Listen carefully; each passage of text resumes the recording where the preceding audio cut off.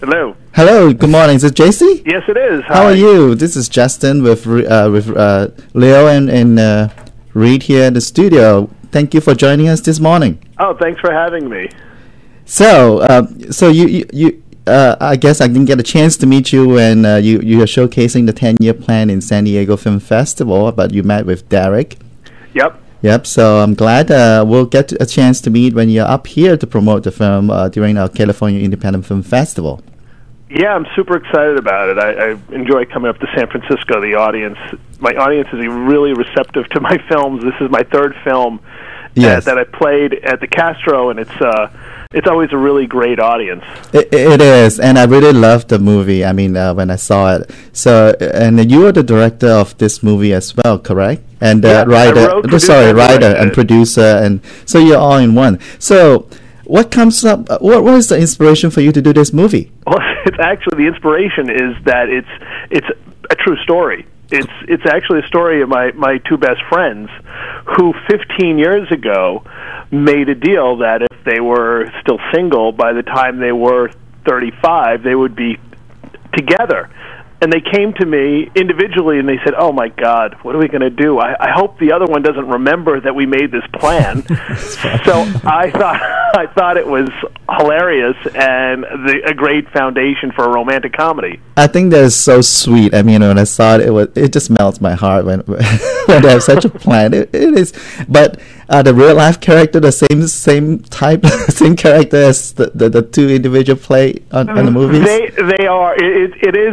It is very much based on them, and they're very similar. Obviously, I took a little bit of artistic license with them, and I accentuated the characters a little bit in either direction. But they are very similar, and they actually haven't seen the movie yet. So they have not seen the movie yet. Funny. Oh, that's funny. They should see. I mean, I'm hoping that they're able to come to San Francisco and see the film there. That would be great. And you have the lead cast. Some of them are coming up too during the festival, right? Yeah, that's correct. The lead guys are going to be there with me. They've been really amazingly supportive of the film, and they travel with me. And the audience always likes to meet them because they're terrific guys, and they're also sensationally good looking.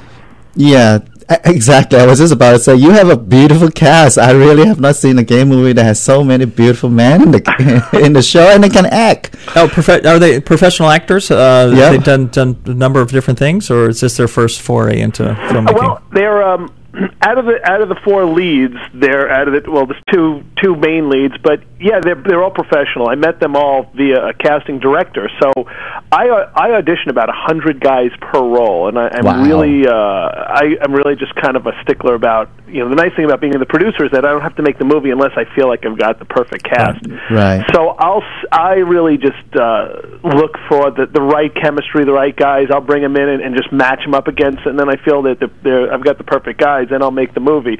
And they're all professional actors. Some of them, this is their first feature, but they've done a lot of TV before. Right. So, but they're all professional actors. Right, like Jack Turner has done a lot of TVs, I think. Mm-hmm, yeah, Jack has done. I think that this may actually be Jack's first feature. Yeah, I think so. But he's done a lot of TV, and he's actually English, and he's classically trained from the UK. So he's really just a terrifically talented and well-trained actor. Without giving the sexual orientation of the actors, how do you find it challenging to direct the steamy hot scenes that you have, which there are plenty, and they're pretty much all nude? No, the truth is, when they come in, I read them and we audition them, and I tell them, look, this is the script, and I don't go off script, but this is the scene that they're going to shoot, and are you comfortable with this? I actually don't even know what their sexual orientation is, and often I don't know till way after even the film, because they come in, they do a great job, and that's their job is to convince me and as the director to get the performance. But then we end up traveling enough and becoming friends, and kind of getting intertwined in each other's life, and then I learn what their sexuality is. But it's often months till later. Right. I mean, you on the screen, they have such great chemistry. I mean, it is beautifully done during those romantic scenes that they have, and they don't feel any awkward at all. No, and the thing is, they actually. I mean, being gay or straight like doesn't matter. Each other a lot. I know it's funny that they've all become friends and spend a lot of time with each other outside of the film, and the chemistry I think is genuine in that they're guys who really like each other. Now, whether they would sleep with each other outside of the film, that's a different story. I would certainly do. They genuinely hit it off on screen because they do care about each other. You can tell because there's so much chemistry and he did those love scenes so well.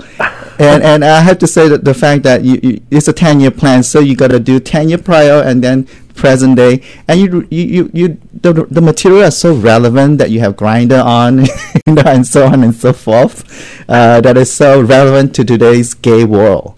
Yeah, I like to keep, I like to really do movies that are happening today. That's my first film was Is It Just Me, and that was about two guys who meet online and in a chat room, but it was 10 years earlier, so the technology was actually relevant to then. And then a couple of years after that, I did eCupid, which was about an app. Right. The whole app sensation was happening, so Correct. It was about an app that came to life to teach these two guys a lesson about their relationship. So I try to stay as current as I can because technology is part of who we are today, especially in the dating and scene. So, to eliminate that would be, I think, to eliminate some of the relevance of who we are as a society and how we date.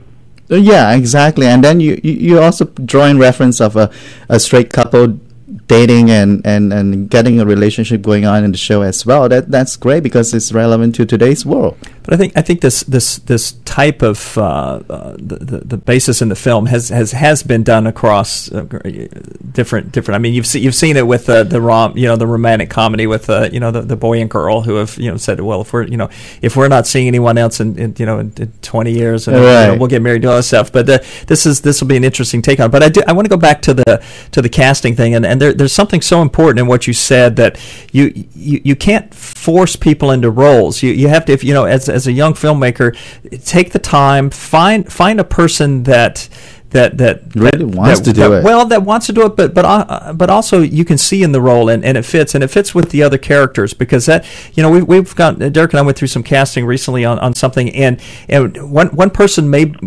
look like the actor that you want, but then when you put them against the person that you think you want for the other role, they don't match and whether it's boy or boy girl or whatever, it doesn't matter. But they do have to mesh. I mean, they have to. You have to see them together, and you have to see that the chemistry. Yeah, the chemistry. It's important. It's funny that you should say that because it is. I've actually written the scene. I wrote the scene for Richard for another actor who's a wonderful actor. He's now on a TV show, but I actually wrote it for an actor who I knew, and I wrote the lead for a different actor, and even having written it for a specific actor, when I put them all in the room together, they like you said, they didn't match. So I ended up going with different casting choices because as much as I had loved that actor as an individual actor and as talented as they are, they just didn't really kind of gel together and have that synergy that you want. And I think that's an important lesson for actors who go into a room and they sometimes feel dejected, like, oh, I know I killed that audition, and I know I did a great job, but I didn't get cast. And it's because it's not you as an actor, it's the picture, and it's the other actors, and it's the whole team. Mise-en-scene, how the whole thing works together is really what we as a director are looking for. So don't take it personally, because you could have actually been the best guy in the room. Yeah, definitely. And Hunter, for example, the Hunter character, I mean, he did very well. I mean, great chemistry with both leads. Yeah.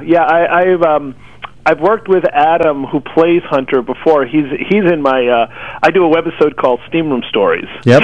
So he is. I met him through Steam Room Stories, and I really was impressed with him as an actor. So I brought him in to meet the other two guys and see how he would play against him, and I thought he did a wonderful job. He did. I mean, I have to say the chemistry of the whole cast was fantastic. You have a very beautiful cast and very handsome cast.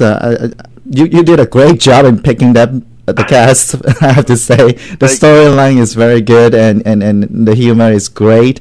And one of my favorite scenes is actually the last few minutes of the last scene.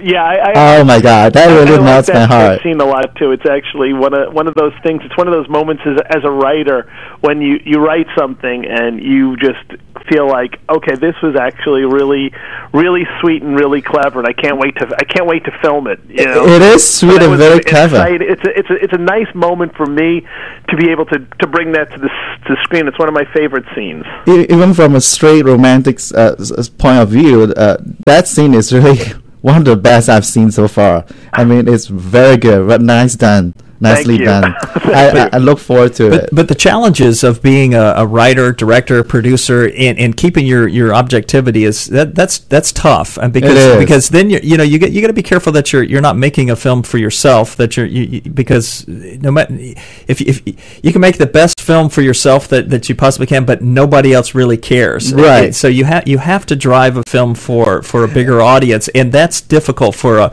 writer director because they want their vision. And sometimes it becomes a single focus, and that's almost always never good. I mean, I agree with you, and I think that one of the things that benefits me the most is that I was a producer first. I've been a producer for 30 years, so I decided to write only because I wanted material that I couldn't find. Right. So then I decided to write because there was material that I wanted but wasn't out there, and then I decided to direct only because I was a low budget film. I couldn't afford a director, so I said, well then, heck, I'll do it myself.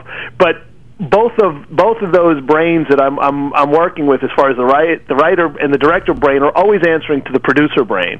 So I literally struggle with I'd love to have this scene, or I would love to do this, but the producer overrides it and says, well, look, it's going to cost too much money. It's going to do this. The movie is for the audience, and that's who has to be satisfied by it. So if I was just a writer director, I could see that easily getting out of control. But luckily, I'm always governed by the producer in me that is the most pragmatic about the product that I'm making. And stay relevant. Well, there's your next film, The Man with Three Brains. Is it a gay one? I don't think it has to be gay. I mean, it could just be The Man with Three Brains. Cast me. All right. That's funny. Wow, thank you very much. It was a pleasure talking to you this morning. Oh, well, thank you for having me. I really appreciate it. I'm really looking forward to coming up and showing you guys the picture up there, and getting to meet whoever is able to come and meet me and the guys. It'll be a lot of fun. Right.